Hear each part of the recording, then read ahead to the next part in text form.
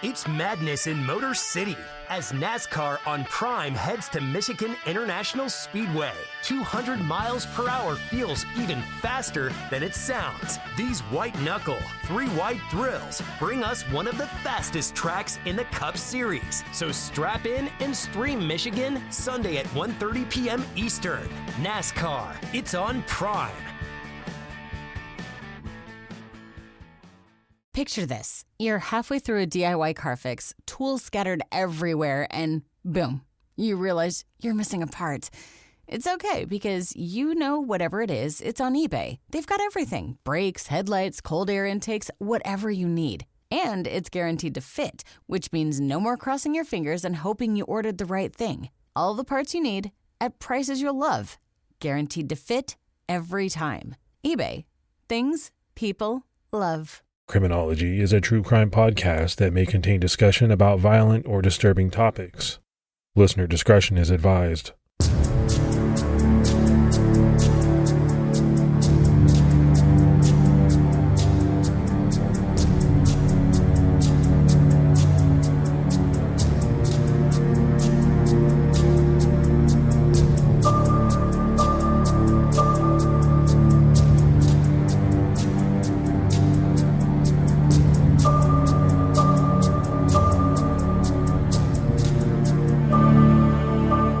Hello, everyone, and welcome to episode 306 of the Criminology podcast. I'm Mike Ferguson. And this is Mike Morford. Mr. Morford, how are you doing, man? I'm doing good. I'm just been scouting out some different fishing spots and trying to get the edge on the fish. They're outsmarting me lately, so I'm trying to step up my game when I'm not doing podcasts. I'm out doing some fishing. What are you doing? Yeah, man, that's good. That's good relaxation. I like to fish a lot, but I do get outsmarted quite a bit. You know, I spend more time casting, reeling than I actually do catching, but sometimes that's okay. It's just very relaxing, especially when I'm out with my youngest. She likes to fish a lot too, so we have a lot of fun. Yeah, my kids enjoy it too, so we're looking for a few new spots. And you know what they say, a bad day fishing is better than a good day at work. Oh, you could say that about a lot of things. Let's go ahead and give our Patreon shout outs. We had Cat, Eric Pelletier, and Mason Gordon. So that's a lot of great new support. We really appreciate it. Yeah, thank you so much to everyone that takes the time to support the show. It really helps us out. For anyone else that would like to, you can head over to patreon.com/criminology. All right, let's jump into this episode. And we're covering a case that started out as a missing persons case. And unfortunately, in many of the missing persons cases we cover, there are not updates, the person isn't found, and we really don't know what happened. Well, in this week's case, we do get answers, at least some answers and some resolution. We're talking about the case of 19-year-old Dylan Rounds, who vanished over Memorial Day weekend in May 2022 in Lucin, Utah. Dylan Rounds was a young farmer from Rigby, Idaho, and his story is an interesting one. At just 19 years old, he had his very own farm to tend. Wherever you turn online looking for information about Dylan, there will be someone there describing how hardworking he was. He was a creature of habit that stuck to routines and, above all, loved farming. He was so dedicated and determined that when he was just 16 years old, his grandfather bought a large piece of property in Utah with the understanding that Dylan would tend to it and farm the land. Property prices and the cost of living are higher back in Idaho than they are in Utah, which is why the purchase was made there. It was a little bit, or maybe even significantly cheaper, and would technically mean a greater return at harvest, since there would be less cost to recoup. Dylan now had his own 643-acre property to turn into whatever he wanted. The slight issue with the land was that it was in the desert town of Lucin, Utah. It's a town located in the northwestern portion of the state, right on the border with Nevada. Lucin is a small railroad community and is commonly referred to as a ghost town. It would take some work on Dylan's part to get the property conditioned to a state where he could actually grow crops. But if anyone could make an acrid patch of dirt into a farm, it was Dylan. Nature, specifically farming, was so important to him. It was like it was his only hobby. The land would only be valuable and worth the purchase if Dylan could farm as well as he and his family thought he could. Again, the farm was almost 4 hours away from Dylan's hometown of Rigby. This is the kind of thing you do when you're sure someone can make it. Kind of like those stories of families that you've heard of where both parents, sometimes just one parent, drops everything and moves to California for their actor child. Dylan's aunt, Katie Wells, told KSL.com, he is an old soul, farm boy at heart. All he wants to do is get up and work all day, every day. All right, Morph, so we have to break this down just a bit. My first question to you is, have you ever done any farming? I have never done any farming, except unless you consider picking your own blueberries or strawberries. I do not consider that farming. No, so that I never have. I've never actually done farming either. I did bale hay one summer, and that was about the hardest thing I think I ever did in my life. That is really hard work. Yeah, I've known some farmers. I was friends with some farmers growing up, and there's no doubt about it. They work their tails off. And I'm just, going through all of these things that were said about Dylan. He was a kid, basically, a very young guy. At 16 years old, they were just talking about how, all he wanted to do was farm. All he wanted to do was work. Now, at the age of 19, it's the same thing. I mean, that takes a special kind of person. I've always thought that, to be a farmer. Your hours are a little different, maybe, than the 8-to-5ers. It's a different lifestyle, and it's a ton of work. Yeah, I think it's one of those fields where if you just have a lazy day and you just feel like you want to call out and just not do any work that day, you don't have that luxury sometimes as a farmer. You're also working around the weather and things like that too. So it's definitely a challenge, I think. Well, I think that's a good point as well. Not everything is in your control, right? You do have the weather, nature, whether it rains, doesn't rain. So it sounds like Dylan worked incredibly hard on his property for years and was finally set to see some return. He was growing triticale, which is a cross between wheat and rye, and he was likely planning to sell this as animal feed to other farms. His harvest would be in the summer when he could cut the crop multiple times. He just had to wait about 6 weeks in between cuttings. After 2, maybe 3 times if he was lucky, his growing season would be over. Some sources also note that Dylan was growing alfalfa as well. Both alfalfa and triticale do well in the desert environment and the sandy soil. The property also had its own well for fresh water. Things were going as well as they could for Dylan, and everything seemed to be okay with him until May 2022. At around 7 in the morning, on May 28, 2022, Dylan's grandmother called him. He answered, but he told her that he had to go because it was going to start raining soon. He had a grain truck that he needed to put in the shed so that the contents wouldn't spoil. Dylan's farm was about 5 miles from his trailer, so for him, it was really a race against time. Unfortunately, trouble was waiting for him. He never got to call his grandmother back. The day before was the last day anyone had seen Dylan in person. He had been at a bar called the Saddle Sore Bar in Montello, Nevada that day. Montello is about 30 miles from Lucin, which might seem kind of far, but it's really the only bar around. It wasn't rare for people that knew Dylan to go a few days without seeing him, but it was definitely unusual for him to completely drop out of contact with everyone. He would often go to visit his family because his trailer in Lucin was out in the middle of nowhere and didn't have running water. The next day, on Sunday morning, Dylan's grandmother asked that someone in the family go to check on Dylan since he hadn't returned her call or spoken to anyone else in the family since they'd hung up. When his family got to the property, there was no sign of Dylan. It didn't seem like anything had been taken from his trailer. All that was missing, besides Dylan himself, was his phone, wallet, and his pistol, all of which he likely had with him on May 28th when he apparently disappeared. On May 30th, Dylan's mother, Candace Cooley, filed a missing persons report with the Box Elder Police Department. The family quickly offered up a reward of $20,000 for anyone who found Dylan or knew where he was. This reward was eventually raised to $100,000. Candace didn't have high hopes of anyone receiving this reward. She later told People.com, "As hard as it is, and as much as I hate to say it, I'm about 99% sure somebody murdered my son. So no doubt the family was worried, very early on, to quickly offer up a reward of $20,000 and then to ultimately raise it to $100,000. That's a very hefty reward. You and I have done so many cases, and that's pretty high for a reward here in the U.S.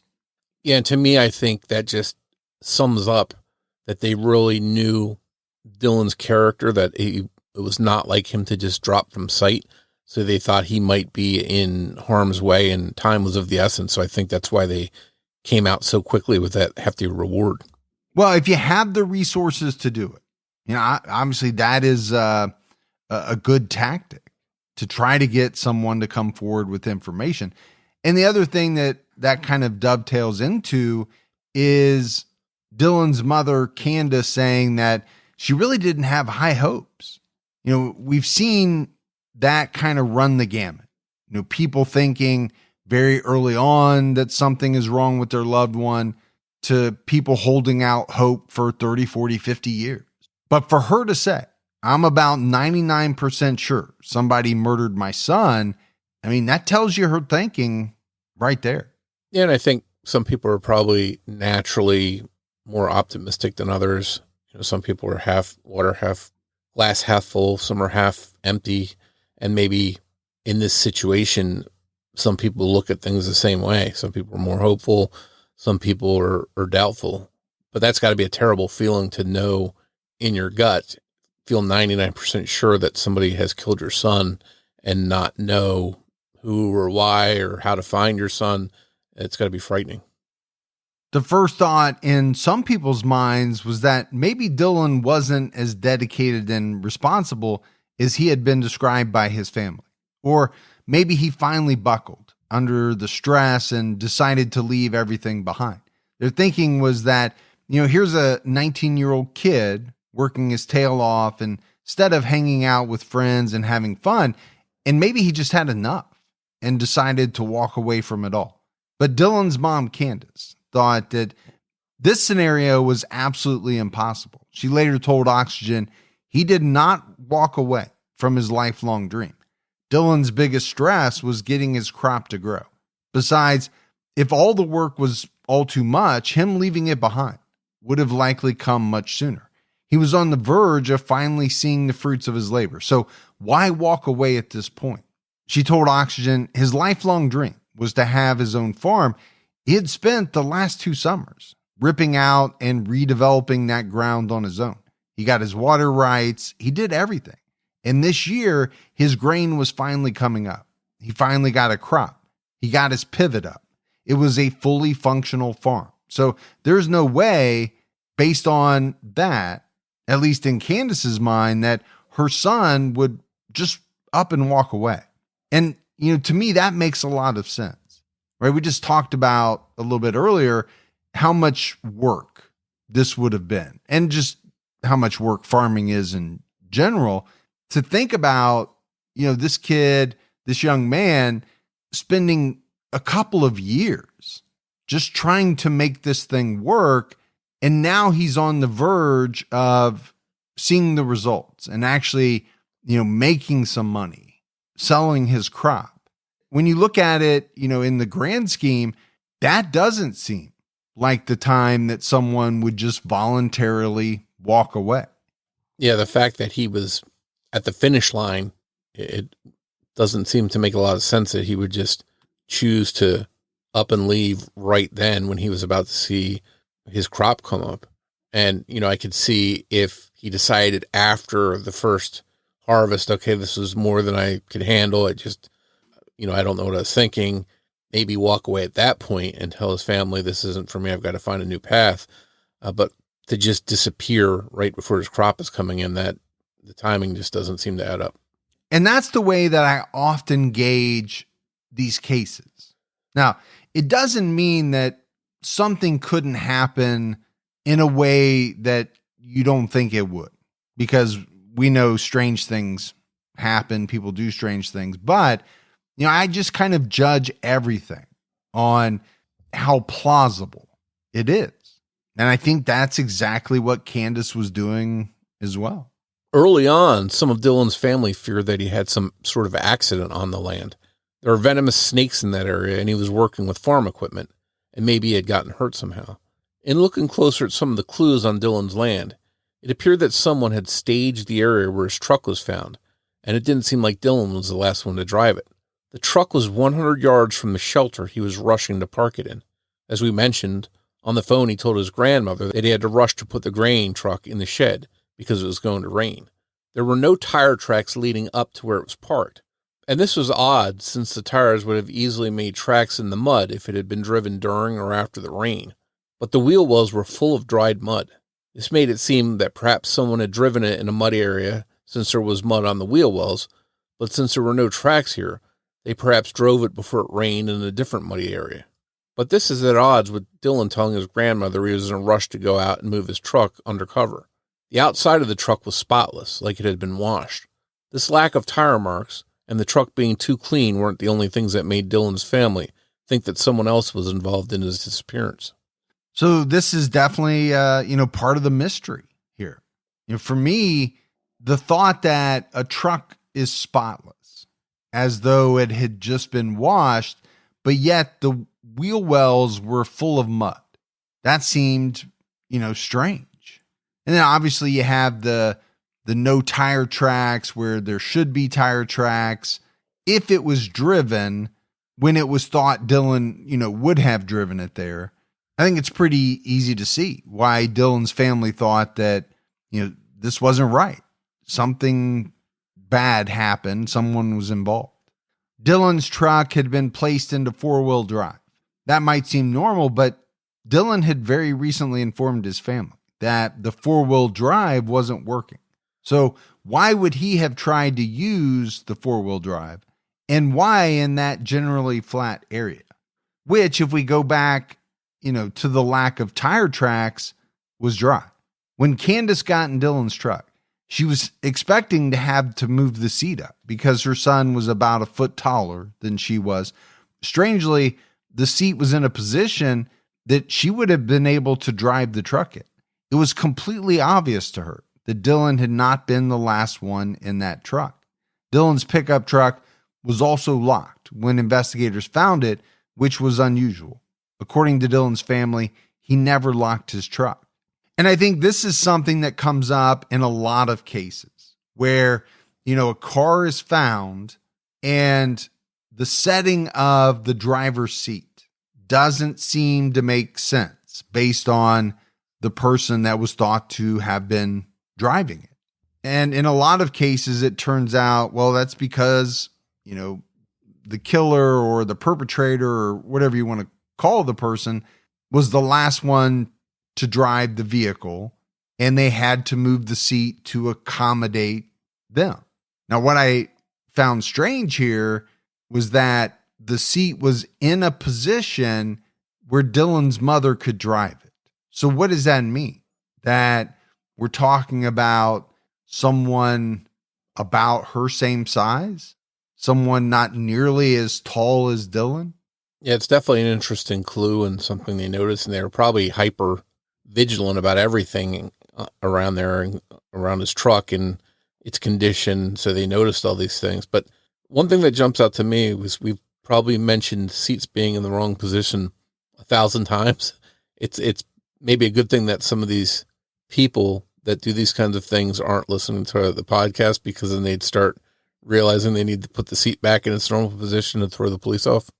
Or the other thing that I've sometimes thought about is that in order to throw police off, a person could, after they got out of the car or vehicle, adjust the seat to make it seem as though somebody of a much different height was driving it. It's madness in Motor City as NASCAR on Prime heads to Michigan International Speedway. 200 miles per hour feels even faster than it sounds. These white-knuckle, 3-wide thrills bring us one of the fastest tracks in the Cup Series. So strap in and stream Michigan Sunday at 1:30 p.m. Eastern. NASCAR, it's on Prime. Picture this. You're halfway through a DIY car fix, tools scattered everywhere, and boom, you realize you're missing a part. It's okay because you know whatever it is, it's on eBay. They've got everything. Brakes, headlights, cold air intakes, whatever you need. And it's guaranteed to fit, which means no more crossing your fingers and hoping you ordered the right thing. All the parts you need at prices you'll love. Guaranteed to fit every time. eBay. Things people love. If you love chilling mysteries, unsolved cases, and a touch of mom-style humor, Moms and Mysteries is the podcast you've been searching for. Hey guys, I'm Mandy. And I'm Melissa. Join us every Tuesday for Moms and Mysteries, your gateway to gripping, well-researched true crime stories. Each week, we deep dive into a variety of mind-boggling cases as we shed light on everything from heists to whodunits. We're your go-to podcast for mysteries with a motherly touch. Subscribe now to Moms and Mysteries wherever you get your podcasts. Dylan's mom was sure that there were people out there who knew what happened to her son. She told Oxygen, "Somebody knows, and it's more than one somebody." She added, "I think it's multiple people that know what happened to Dylan, but nobody's talking." Candace was outspoken about her belief that Dylan didn't disappear voluntarily, explaining to Oxygen that farm was his life, and he would never leave it. She also told thesun.com Dylan was taken, and he did not leave his place willingly. Police checked out Dylan's finances and his cell phone usage, and they found there was zero activity on the cell phone or any of his bank accounts after May 28th. And, to me, Morf, that's never a good sign. Dylan might not have been the type of person to have been looking at his cell phone all day, playing games or whatever, but people make calls, and they also, use their cards or withdraw cash. It's just something that we all do. So to see none of that, to me, seems like just a very bad sign. Yeah, even if they had some kind of record of an ATM withdrawal or a check being cashed, something like that, it would be a trail for police to follow and figure out, is that Dylan? Is that someone else? But when that activity just ceases, then that's not a good sign.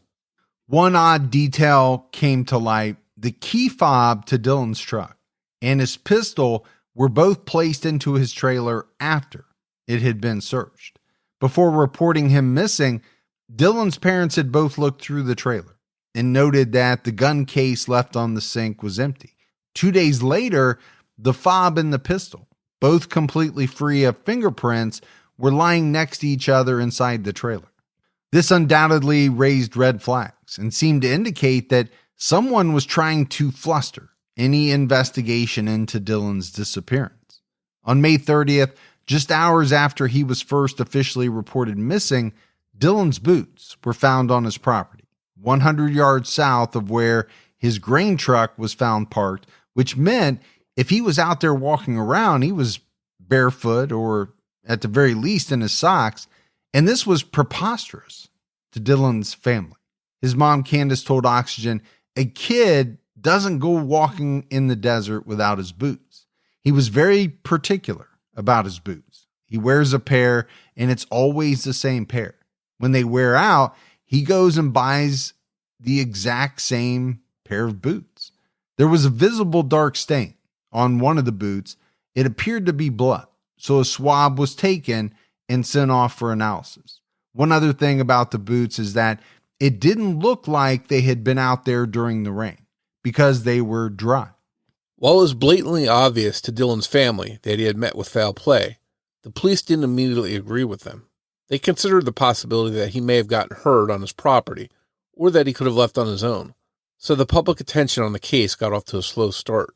Once the public did hear about this quote-unquote farm in the desert, some jumped to the conclusion that Dylan was some kind of drug farmer, harvesting some illegal crop, and almost immediately a common theory was that drugs were involved and that the property was being used for something nefarious. People pointed out that if Dylan was into something shady, Candace wouldn't be the first mother to have a child that kept secrets from her, and that somehow whatever Dylan was into may have come back to haunt him. Candace pushed back on those innuendos, telling People magazine, "That kid was so dedicated. You're talking about a kid who's got access to $60,000 for tractor parts and all kinds of stuff. And no money has been spent. Whatever trouble Dylan could have been getting up to, there was absolutely no signs of it in his finances or his history. In fact, Candace almost wished there was something secret Dylan could have gone off to do, and that he was still out there alive and doing it, telling People magazine, "I wish I had the comfort of saying, yeah, he's out there gambling." And to me, that's kind of an interesting statement to hear a mother say, yeah, at this point, I wish there was evidence that he was up to something, because at least then we'd have the thought that he was still alive, whether it was, gambling or selling drugs or whatever it was. That would be preferable to thinking that, he had been murdered. Yeah, I think at that point, if her phone rang and it was a police department saying they had him in custody in a jail cell for something he had done, I think she would have been relieved. To everyone who knew Dylan, he was on the up and up and a stand-up guy. But, with that being said, some residents in the area were not. There were multiple people living or squatting nearby that had long rap sheets, including drug possession and drug trafficking charges. And Dylan, shortly before he vanished, had a run-in with a stranger. According to his aunt, Katie Wells, Dylan was driving down a gravel road when he saw a man walking with no shoes on. She told Oxygen he flagged Dylan down, who was in his truck. He asked to use Dylan's phone and was acting erratically. Dylan felt the man was dangerous and may have been high. The man apparently asked for a ride, but Dylan turned him down because the situation was so strange. Many following the case immediately wondered if this stranger could have harmed Dylan. The connection to the man walking barefoot on gravel and Dylan's boots seemed important, but it didn't quite fit with a scenario where the shoeless man stole his boots, since they were left behind. This shoeless man was later identified as Chase Venstra. Authorities questioned him, but found no evidence that he was involved in Dylan's disappearance. Some people began to wonder if Dylan's case might be tied to another disappearance. 19-year-old Aiden Clune from Southern California disappeared on his way home from a trip to Utah. On April 27, 2022, he was driving through Nevada. His pickup truck was found on the southbound shoulder of U.S. Highway 93 near the ghost town Curry. The passenger door was open, and his belongings, his laptop, his wallet, and his clothes were in the passenger seat. His footprints were found 10 miles into the desert. Aiden and Dylan were both 19 and both drove red pickup trucks. They were both in ghost towns in the same general area. So the question became, could someone have accidentally mistaken Aiden for Dylan? Was there someone targeting Dylan? Was there a serial killer with a very specific victim profile? Or could both men have been involved in the same shady dealings or had some other connection? These were all the questions online sleuths started to ask. Aiden's mother, Amy, was clear about his situation. She told News Nation Now he was having some kind of primary psychosis. He needed help. It looks like Aiden abandoned his car and literally ran into the desert. So far, he made it into the mountains. Some people looking into a possible tie between Dylan and Aiden then began to feel that Aiden's disappearance is sort of similar to the disappearance of 19-year-old Bryce Lapisa.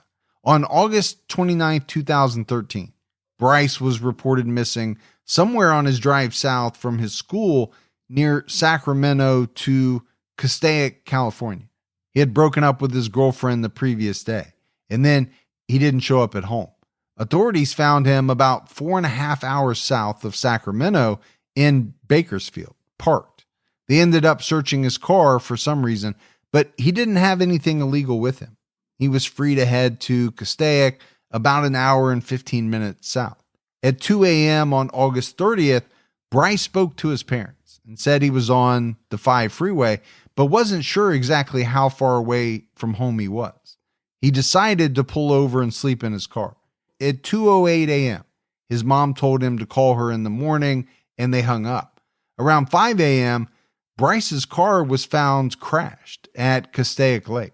It had dropped 15 feet down a ravine and landed on its side. But Bryce wasn't inside. It looked like he had broken out the back window and crawled out, but he wasn't anywhere nearby. His wallet, laptop, phone, and clothes were all still inside the car. There have been supposed sightings of Bryce from Oregon to Montana, but none of them have been confirmed, and he's still missing today. It seems both Bryce Lapisa and Aidan Clune had clearly abandoned their cars and all of their belongings, and managed to make it far enough away not to be found. Both were also possibly suffering from an acute mental health issue, but both of their families were very clear and open about that. So while some people have tried to link Bryce Lapisa and Aidan Clune's cases to each other, and then to Dylan's case, there simply is nothing there that does connect them, other than some similarities. And that's one of the dangers of going down rabbit holes. You never know how deep you'll go. But isn't this natural? More if we see it in so many cases that we do, people are trying to link cases that have some similarities to them. It's just kind of a natural thing to try to do. Sometimes they make sense and sometimes they don't. Yeah, and it seems like a lot of times they're interesting. The fact that in both Aidan and Dylan's case are the same age or driving a red truck, I mean, that definitely sounds interesting. But, if you look at 100 different cases and compare them to each other, you're bound to find things that match between the different missing people and the circumstances. So, I think it just winds up being a big coincidence. Yeah, I do too. A lot of times I find it hard to believe that, there's some killer out there whose victim profile includes them driving a red truck. I'm not saying it couldn't happen. I'm just saying that to me, it's very unlikely. As far as Dylan's mental health was concerned, he had no history of any issues. His mom, Candace, explained to Oxygen. Dylan has no drug abuse, no substance abuse, no mental issues, no depression, no thoughts of suicide, nothing. While many families are either unaware of or in denial about the struggles that their loved ones are going through, according to Dylan's family, he had been the same old consistent Dylan as he always was. No one who knew Dylan thought he could have just cut off contact and been living somewhere away from his property. They knew that the farm was his life and he would never abandon it. Finally, a large-scale search was launched by the authorities, which was a relief to Dylan's family. Candace told KSL-TV, "You feel like you're getting the help. It's just a relief. It's a weight off your shoulders. You feel like you don't have to do it by yourselves. You're not alone anymore." She had previously mentioned how difficult the search had been considering the vast area. Dylan's boots were 5 miles from the trailer he had been staying in, so they had a lot of area to search, and the conditions were not ideal. Candace told Oxygen, "We need a direction, evidence, something that's not a wild goose chase, because it's not good terrain out here, and it's not for people who just leisurely want to come out and search. It's over 100 degrees, winds get blowing, and people don't want you there." It wasn't just a tough search for Dylan's family, but even the authorities were finding the search difficult. Box Elder County Sheriff's Chief Deputy Cade Palmer told Oxygen, "Every time we think there's an open window, it's followed by a closed door." Unfortunately, the search didn't provide anything valuable. On June 29, 2022, 59-year-old James Brenner was arrested for being a felon in possession of a firearm. At the time, he had been squatting at a trailer near the shelter for Dylan's grain truck. This trailer had been searched on June 16th, and authorities found ammunition and black powder, which is used with muzzle-loader firearms. The first time they searched, they didn't seize any of the items because there was no firearm present. The FBI also spoke to one of Brenner's friends who was asked to keep his weapons. After Dylan's disappearance, Oxygen reported that Brenner told the friend that the last time he had trouble with the law, they took everything from him, and he did not want the things he had left to be taken again. So he wanted to hide the weapons, which were 3 muzzle loaders and a .22 caliber rifle. There was no serial number on the rifle, but it had been left there in the trailer by the previous resident before Brenner began squatting in it. It took a few days for this person to admit that they had the rifle because they felt justified in keeping it. On the 21st, they searched the home again.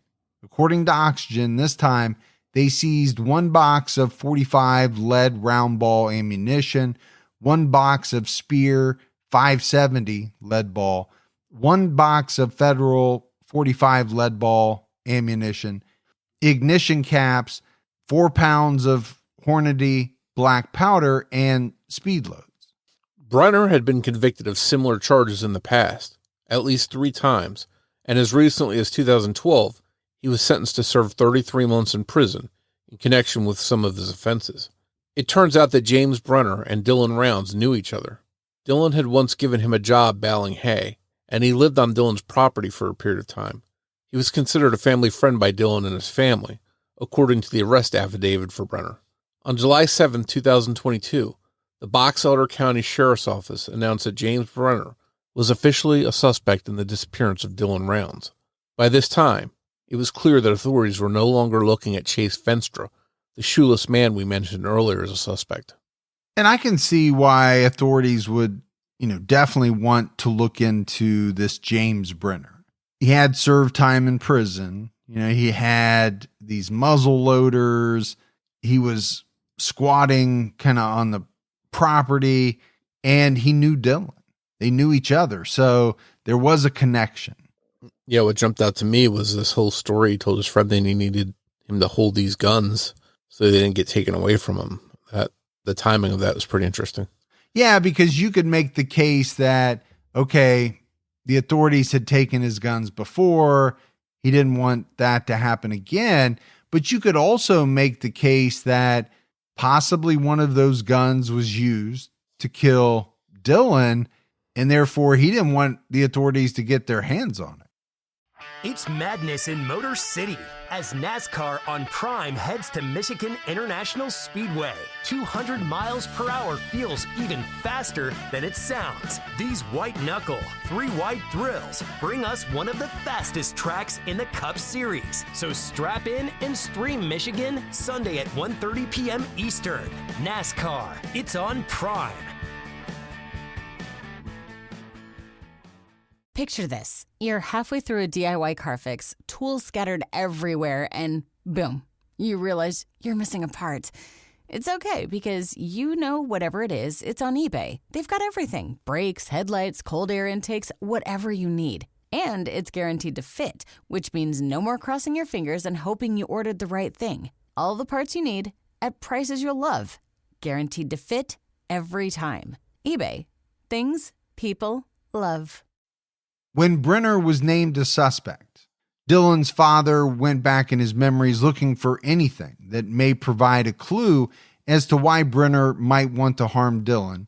In an interview with East Idaho News, the only thing he recalled was that Brenner was talking about how Dylan backed into his horse gate and how Dylan seemed a little frustrated. Obviously, with other things on his plate at the time, Justin didn't think much more about it. He went on to explain to East Idaho News, "I didn't think a whole lot about it at the time, but that could have been what set him off." Brenner had also been seen cleaning the shed where the grain truck had been parked. He removed 4 trash bags full of garbage. Dylan's mom, Candace, told East Idaho News he was cleaning the shed with law enforcement and us there watching him. He wasn't cleaning up garbage that day. Whatever he took out in those bags was to hide right under law enforcement's noses. Despite Brenner being named the suspect, there was still no proof that he, or anyone else for that matter, was involved in Dylan's disappearance. With no body and no physical evidence, it would be tough to build a case against Brenner. August 1st, 2022 was Dylan's 20th birthday. It passed with no sign of him. Aerial searches via helicopter and drone found no evidence of Dylan or his body, no clothing or any of his belongings. There was a concern that he could have ended up in one of the many abandoned wells or mine shafts in the area. Finally, on March 3rd, 2003, James Brenner was charged with criminal homicide, aggravated murder, and abuse of a corpse. It was revealed that the red stain on Dylan's boot was human blood that turned out to be Dylan's. But there was a second DNA profile on the boot, and it belonged to James Brenner. Now, this didn't exactly prove anything. Brenner fully admitted to touching the boots, but according to East Idaho News, he said he found them by the shed, picked them up, move them by his camper somewhere.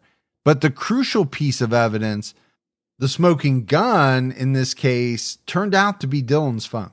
Dylan's phone record showed that he was in the area near Brenner's trailer on May 28th, but his phone stopped pinging after it traveled to Lucin Pond. Authorities searching the pond found Dylan's phone and were able to actually restore data from it, including one very important video. This was a time-lapse video of James Brenner with blood on his arms and clothes, cleaning a gun. Investigators were able to find the shirt he was wearing in the video and test it for DNA. Tests confirmed that the DNA of Dylan Rounds was on the shirt. Putting the pieces together, it seems likely that James Brenner shot Dylan and cleaned his gun before leaving the area to get rid of evidence, like Dylan's phone and his body. To some, the phone evidence paints an awful picture that Dylan either knew that he was in trouble and decided to record in case anything happened, or that he had been injured, and the video was his last attempt at leaving a clue about what happened to him and who was responsible.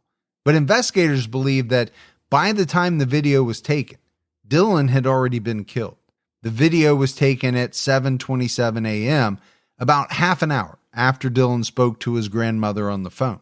Dylan made it to the gate on the property, where the shed was, at 6:57 a.m. Giving it another 5 minutes for him to make it to the area of the shed, you're left with less than half an hour for some kind of altercation to happen, followed by the murder, and James Brenner to be back in his trailer cleaning his gun. Luckily, he took Dylan's phone with him. Intent on getting rid of it, Candace told the East Idaho News, "I'm pretty sure when Brenner took the phone, he just hit the wrong button or had a wrong swipe and had no clue. Then it started recording." And we mentioned it, right? This is kind of the smoking gun, if you want to call it that in this case. It's also part of why, this case is so fascinating to people, because, anytime you have a video showing any part of a crime, particularly a murder, that's going to draw people's attention. And, to me, the thought that James Brenner murdered Dylan, took his phone, was going to, throw it away in the pond or wherever, but accidentally turned it on and started recording himself is mind-blowing. Now, we've all done it, not killed somebody and then recorded ourselves, but if you have an iPhone or an Android phone, it's pretty easy to accidentally hit a button. I can't tell you how many people I've called who I did not mean to call. Not only that, but my dad calls me at least twice a week and says, "Oh, I didn't even know I called you." Yeah, the old pocket dial. And now you can do FaceTime and stuff like that. Can you imagine if he somehow FaceTime somebody while this was going on instead of just recording a video? They might have seen this going on in real time if he had hit that button. So technology is great. We all love it. But this kind of proves that it can also be your downfall. If you don't know what you're doing or you accidentally hit the wrong button. I think it just goes to show you that even if you have some sort of plan, it's not foolproof. And it doesn't seem like this guy was a master criminal, but he just made a big mistake. And sometimes it takes a little bit of luck on the part of law enforcement to build a case against someone. And there was some luck in this case. Well, and let's talk about that concept of luck. I do think there's an element of that in many of these cases that kind of turn the case from being unsolved to solved. And to me, sometimes it's a very fine line. Think about little things that lead to, investigators knowing what happened to someone versus not having that and the case goes unsolved and stays unsolved. And then they had the luck of finding the phone in this pond. I don't know how big the pond was, but to find a single cell phone in there seems like it would be a tall task. And then not only that, but they've got to restore it and be able to repair it and get this video off there, which they were able to do. So they had luck all the way around regarding that phone. And let me be clear, it's hard work combined with luck. I should say that. Sometimes I think you need both. On April 9th, 2024, skeletal remains were discovered in Lucin, Utah. These were presumed to be the remains of Dylan Rounds. It's been reported that James Brenner agreed to lead authorities to the location of his body as part of a plea deal.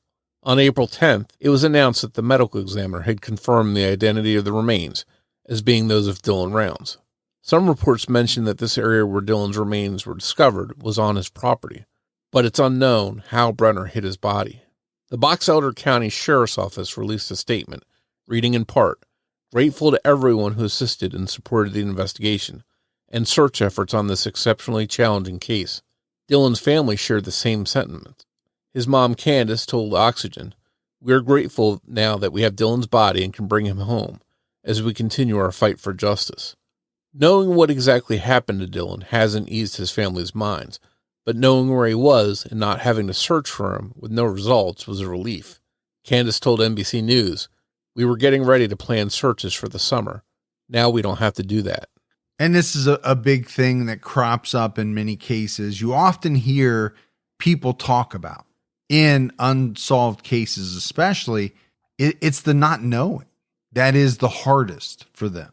They can be hopeful or they can believe that something bad happened to their family member, but the not knowing it all, both what happened and where their family member is, oftentimes for many people is just extremely tough. Now, it's never great to find out the answer when the answer is that your loved one has been murdered. But you even hear his mother say it. At least now they know. And there was some relief in that. I know it sounds strange, but I get what she's saying. Imagine not finding out and going 10, 20, 30 years into the future, still not knowing. That would be even tougher, as strange as it sounds, I think. Even if we know who is responsible for killing Dylan and that he was murdered, we still don't know why this happened. What was different about this day? Did Dylan see Brenner with something he wasn't supposed to have, or maybe doing something he wasn't supposed to be doing? Did Dylan confront Brenner about squatting or something else, and it sent him into a rage?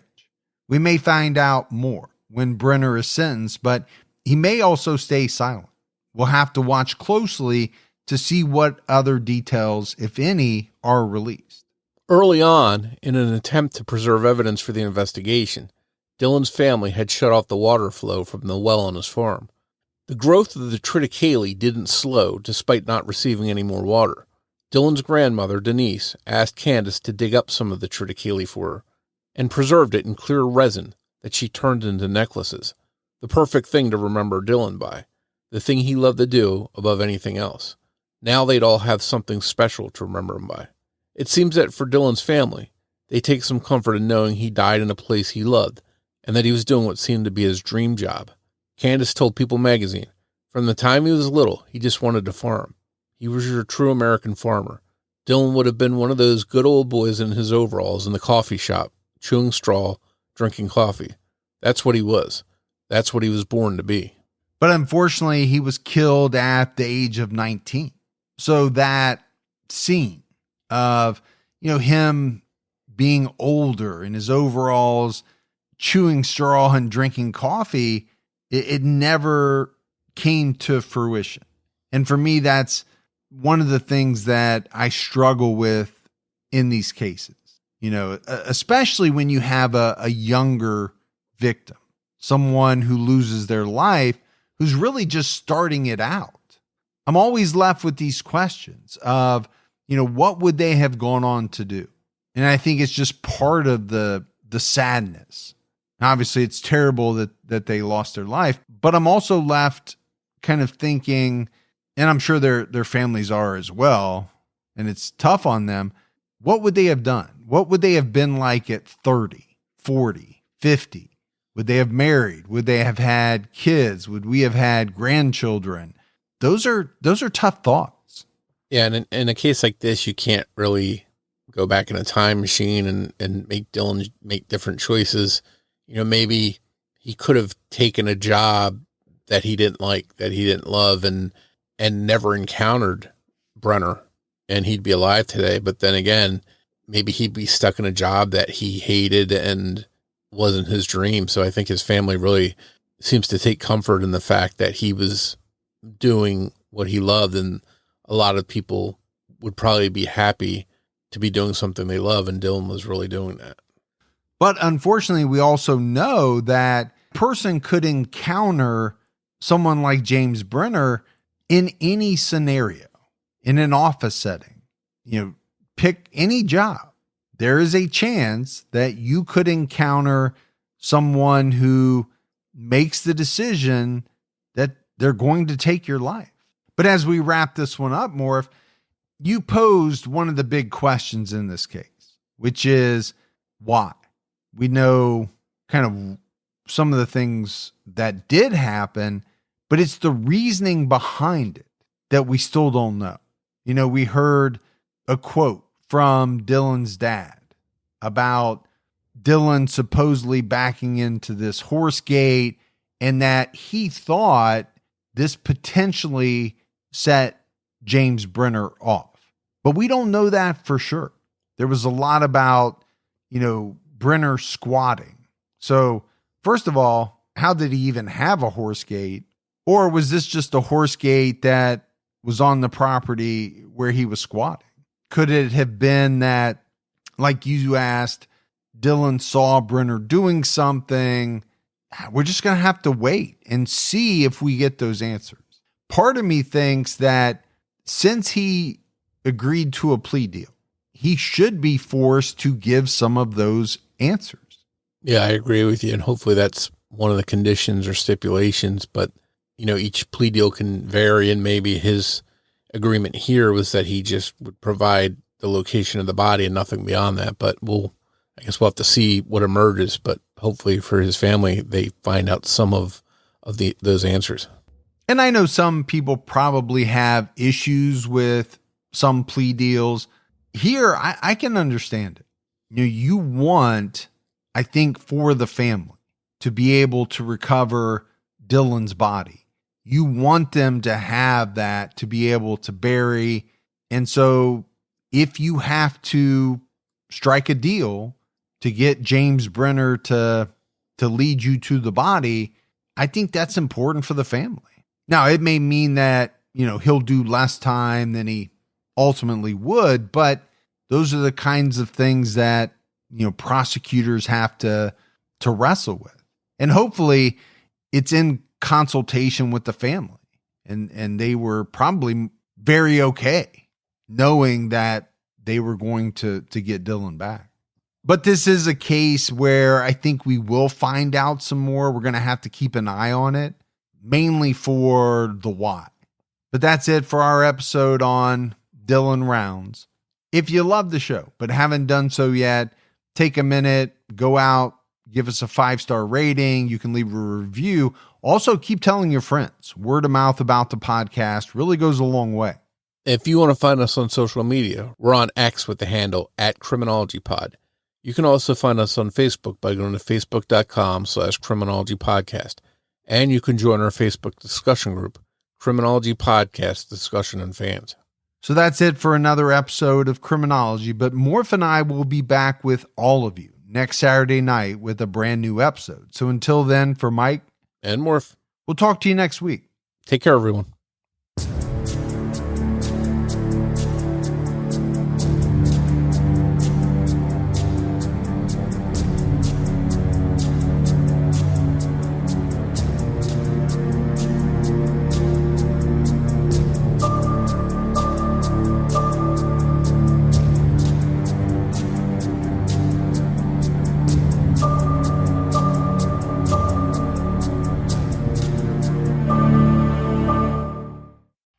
Madness in Motor City as NASCAR on Prime heads to Michigan International Speedway. 200 miles per hour feels even faster than it sounds. These white knuckle, 3-wide thrills bring us one of the fastest tracks in the Cup Series. So strap in and stream Michigan Sunday at 1:30 p.m. Eastern. NASCAR, it's on Prime. If you love chilling mysteries, unsolved cases, and a touch of mom-style humor, Moms and Mysteries is the podcast you've been searching for. Hey guys, I'm Mandy. And I'm Melissa. Join us every Tuesday for Moms and Mysteries, your gateway to gripping, well-researched true crime stories. Each week, we deep dive into a variety of mind-boggling cases as we shed light on everything from heists to whodunits. We're your go-to podcast for mysteries with a motherly touch. Subscribe now to Moms and Mysteries wherever you get your podcasts.